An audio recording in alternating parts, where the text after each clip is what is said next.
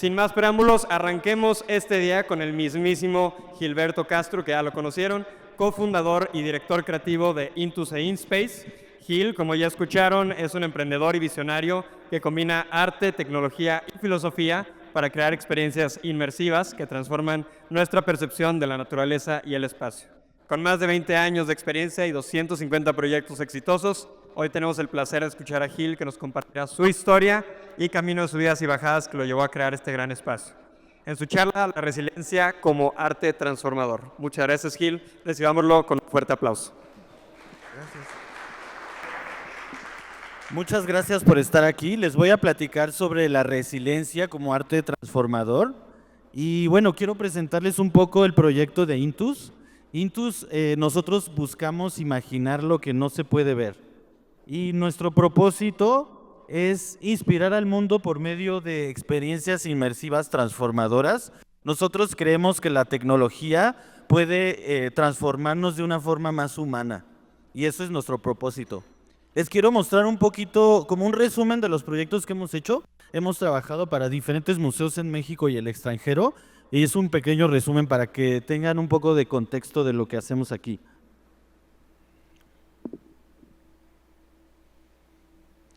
Bueno, Intus ya tenemos 15 años trabajando proyectos inmersivos.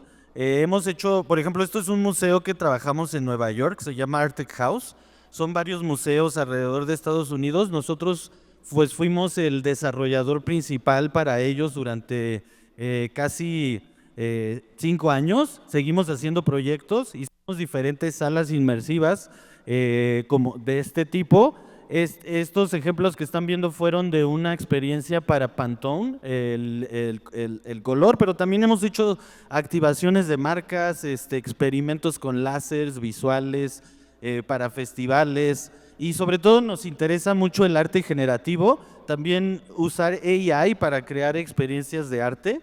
En muchos de estos visuales que están viendo empezamos a incluir el AI para poder generar visuales pues hechos con inteligencia artificial.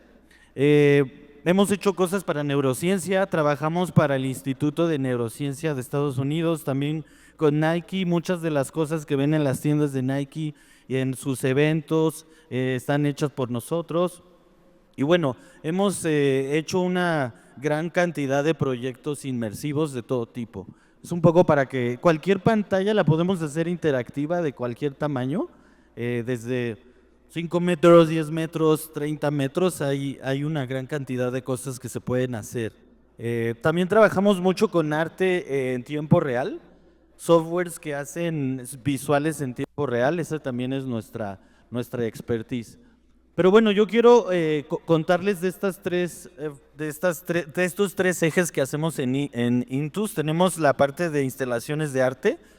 Este espacio, por ejemplo, los fines de semana hostea experiencias de distintos artistas. También hacemos cosas comerciales para marcas y bueno, tenemos el Intus Academy que fomentamos la creación de este tipo de experiencias con diferentes escuelas y universidades. Pero quiero contarles un poco cómo fue que empezamos, ¿no? No todo siempre es tan fácil, ¿no? Como justo ahorita que no empezó a funcionar y tal, así siempre ha sido un poco, y esta plática es de eso. No hay un camino, no existe un camino fácil de la Tierra a las estrellas, ¿no? Entonces, un poco es la historia de esto. No todo es como en las redes sociales, ¿no? En nuestras redes sociales hay proyectos por todos lados. Acabamos de hacer un proyecto en Las Vegas, en China, etcétera. Pero pues no todo fue así desde el principio, ¿no? Y les quiero contar un poco mi historia para después llegar a cómo fue que empezamos a usar la IA en nuestros proyectos, ¿no?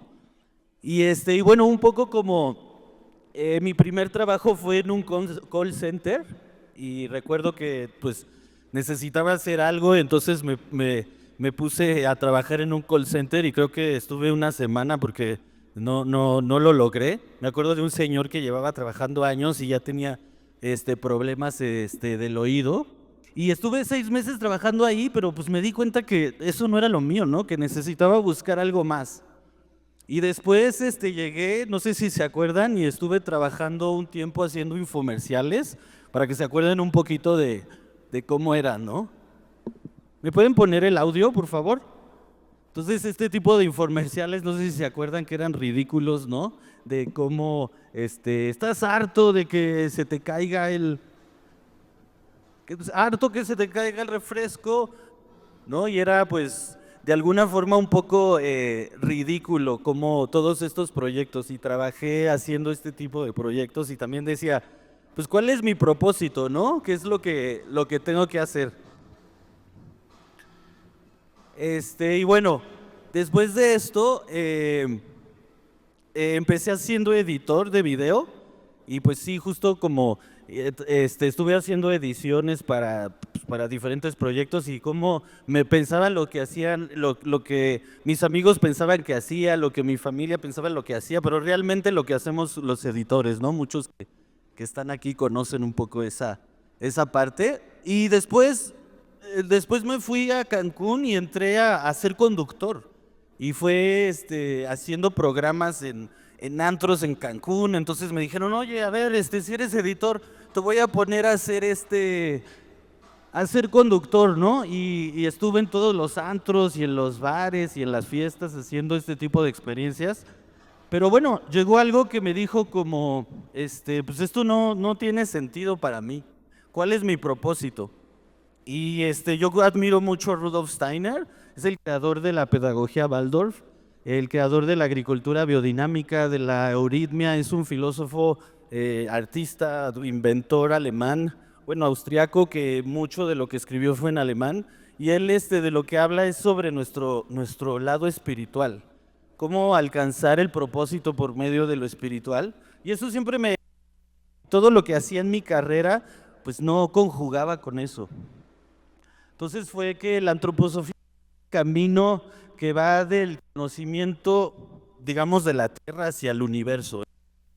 Lo que busca hacer la antroposofía, este es un centro que está en Dornach, en Suiza, se llama Goetheanum, y tuve la oportunidad de viajar ahí y pues mi vida cambió. Y yo siempre me he preguntado si yo encontré a Intus o Intus me encontró a mí, ¿no?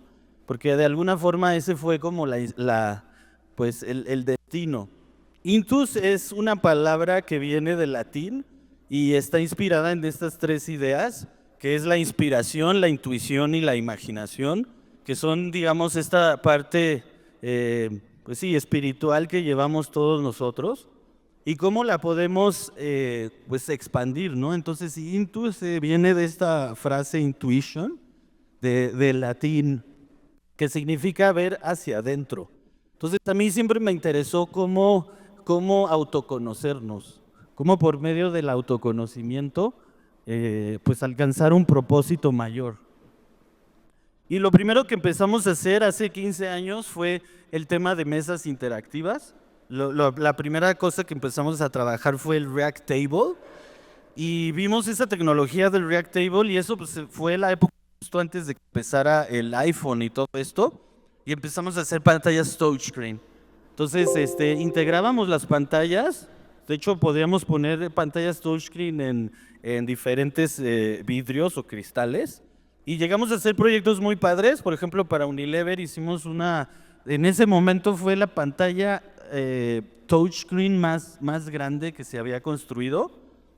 Y la hicimos desde cero con cristales, era una pantalla curva, pues en ese tiempo pues no había nada similar, les estoy hablando de hace 15 años.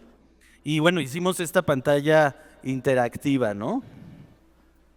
Y después de este proyecto que empezamos a hacer de pantallas touchscreen, ahí vimos que realmente el negocio era hacer el software. Entonces empezamos a trabajar haciendo software. Pues mucho de C++, de C++, de Unity y muchas cosas con videojuegos.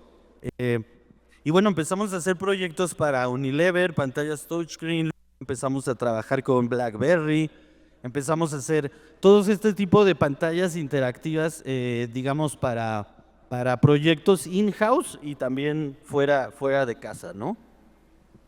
Y bueno, después de ese descubrimiento de las pantallas touch, un poco aquí para que vean cómo funcionaba, pues en ese tiempo hicimos nuestro propio programa y bueno, podías interactuar ellos y luego Dijimos, sí, está muy padre hacer cosas comerciales, pero queremos hacer algo diferente y empezamos a usar softwares para hacer visuales. Entonces, por ejemplo, esta fue una instalación interactiva donde usábamos el cosmos como inspiración y podías tocar el cosmos con tus manos, ¿no? Después lo hicimos también para Nestlé y otras marcas. Y luego, pues, esta historia se trata un poco como de las tres caídas, ¿no? Un poco como hablando de Cristo, de cómo tuvo sus tres caídas. Igual Intus tuvo sus tres caídas y la primera fue que llegaron a la oficina y pues nos robaron. Llegaron, nos quitaron todas las cosas, nos saquearon de la oficina y fue como la primera vez donde pues fue como, ¿qué hacemos? ¿Seguimos la empresa o empezamos de cero, no? Y esta frase de Charles Darwin me gusta mucho porque es como, no es el más fuerte de las especies, es el que sobrevive, sino sobrevive ni el más inteligente, sobrevive el que es el más flexible, el que más se adapta. Y ese fue uno de los primeros pues, retos que tuvimos. Y de ahí fue que nos movimos al videomapping, empezamos a hacer instalaciones de videomapping. Por ejemplo, esta es una sesión que hicimos también con una bailarina. Entonces, con diferentes sensores podríamos hacer que la bailarina estuviera mapeada.